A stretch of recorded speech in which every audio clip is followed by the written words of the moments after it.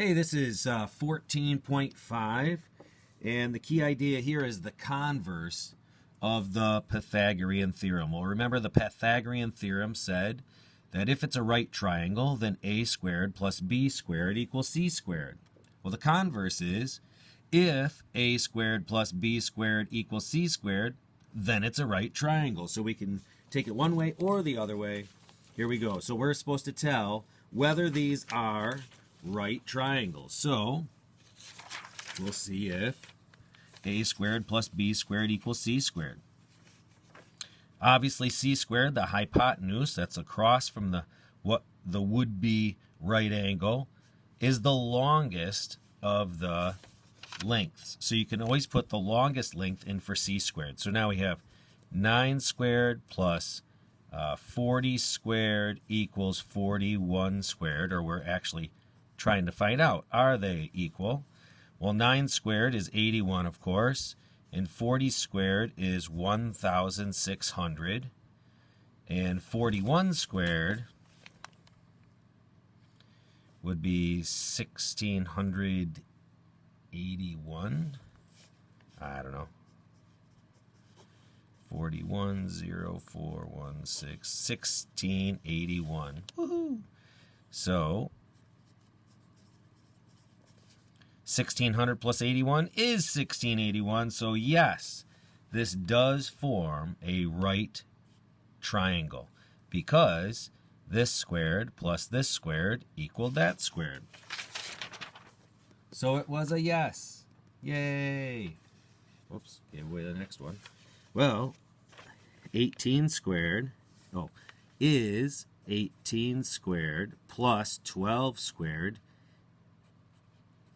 equal to 24 squared.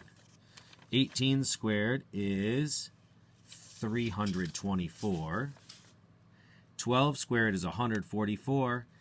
And 24 squared is 576. And 144 plus 324 does not equal 576. It equals 468. So this is not a right triangle because a squared plus b squared did not equal c squared. On your own down here, tell whether these three sides would form a right triangle. So same thing. You take the two smaller sides, square them, and add them together, and see if it equals the larger side squared. So here are the two smaller sides. So we have, for number 1, 20 squared plus 21 squared, and we want to know, does that equal 28 squared? 20 squared is 400. 21 squared would be 441. And 28 squared, well, I know the 8 and the 8 is going to end in a 4, so this is not going to work out, but we're going to do it anyway. 28 times 28, 64, 16, 22, 0, 6, 7, 84. And so 841 does not equal 784, so this is not a right triangle. Trying the next ones.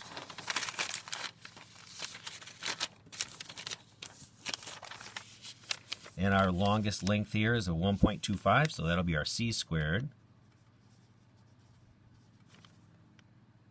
And we want to know, does it equal 1 squared plus 0.75 squared? Well, 1 squared is just 1, and 0.75 times 0.75, 25, 35, 37, 0, 35, 49, 52. All four numbers behind the decimal. Okay, so 0.5625, we know that's 1, 0.5625. Over here, 1.25 times 1.25, 25, 12, 5, 6, 0, 10, 5, 2, 0, 0, 5, 2, 1, 5, 2, 6, 5, 1. 4 numbers behind the decimal. 1.5625. We have a winner. 1.5625. So for number 2, this is yes. This is a right triangle because a squared plus b squared equaled c squared.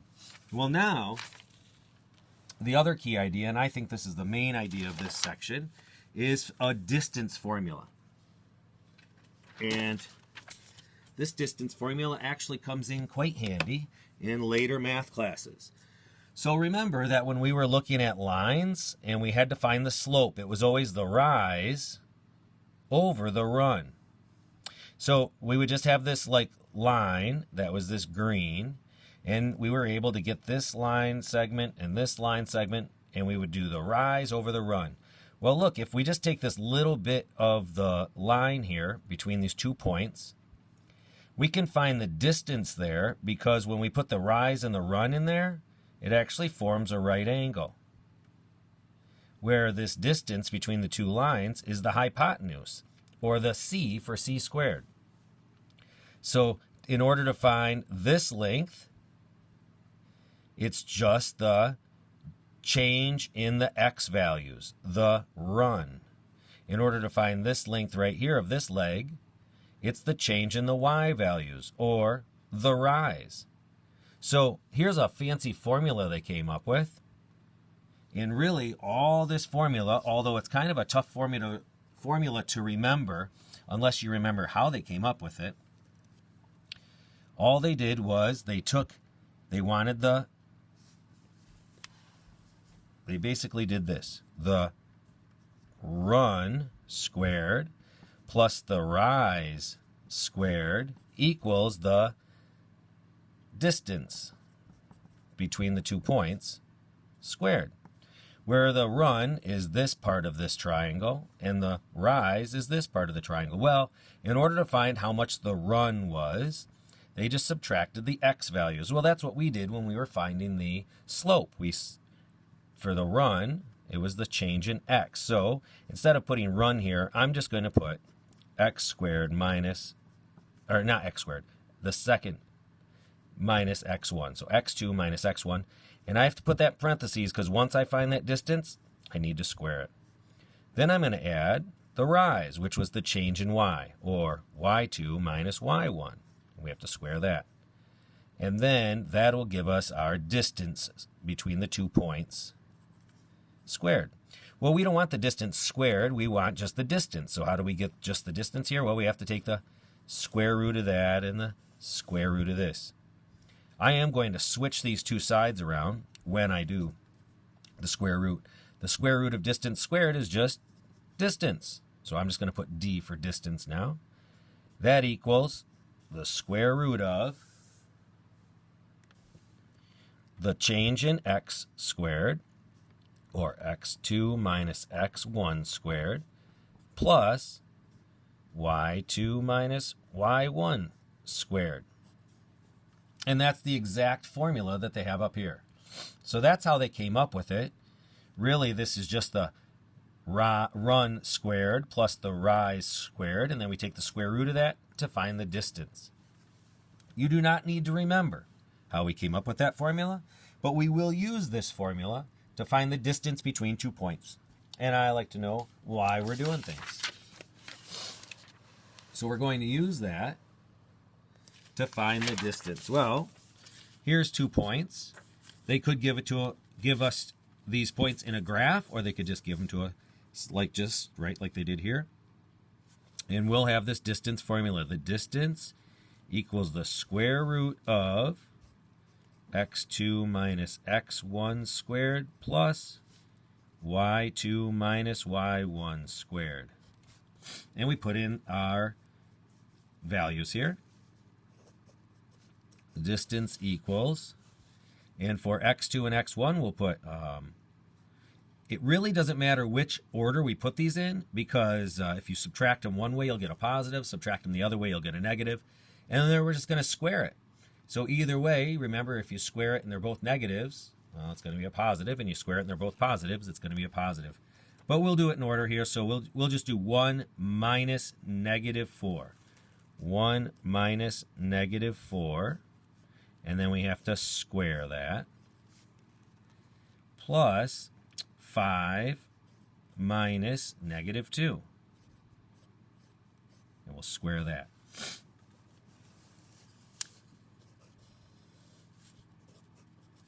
Well, 1 minus a negative 4 is really just 1 plus 4, which is 5 squared, plus 5 minus negative 2 is just 5 plus 2, which is 7 squared. Well, now we can actually square those. Distance is going to equal the square root of 25 plus 49, which means the distance equals, and I can't square both, I can't take the square root until I actually combine these, which would be 74. The square root is 74. Well, 74 is not a perfect square, so I'm not going to actually take the square root. I will just leave it as the distance equals the square root of 74. Ding, ding, ding, which is what they came up with. They're smart people. Notice they put in their points in the reverse order that we did. So they had negative 5 squared and negative 7 squared, which ended up being exactly the same thing, 25 plus 49, because you squared a negative, which would make it a positive. Well, now they've got a couple for us to do down here. Find the distance between these points.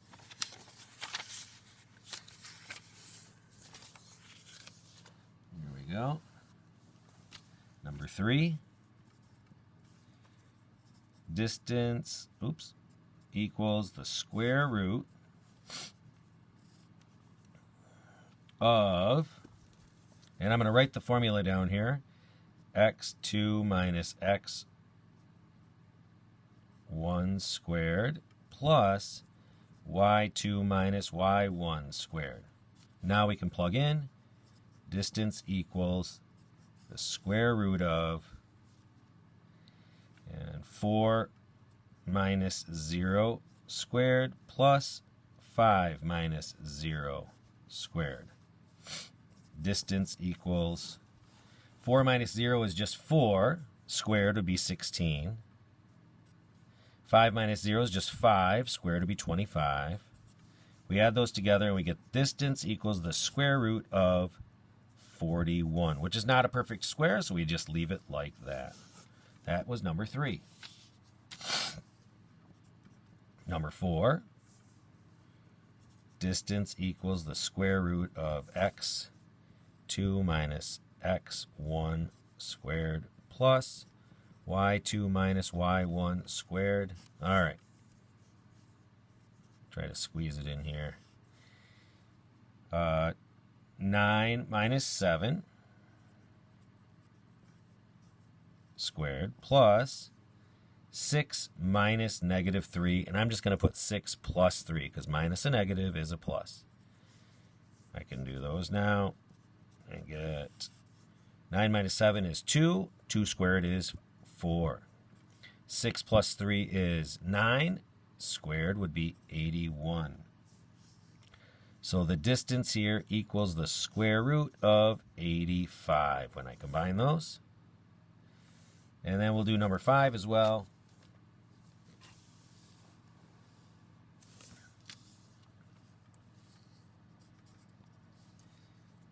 Distance equals the square root of x2 minus x1 squared plus y2 minus y1 squared. And I'll take these points right here. So negative 5 minus negative 2, which is negative 5. Instead of minus negative 2, I'm going to put plus 2 squared. And then 1 minus negative 3, or 1 plus 3.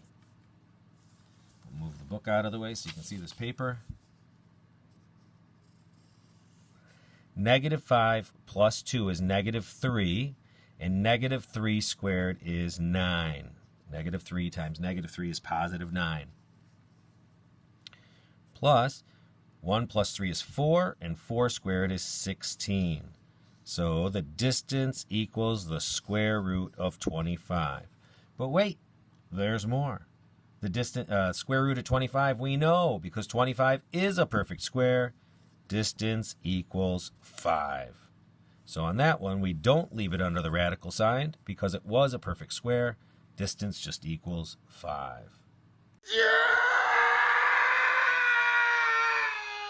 And now you should be able to go over and look at journal page 346 for lesson 14.5 and work your way through those problems. See you!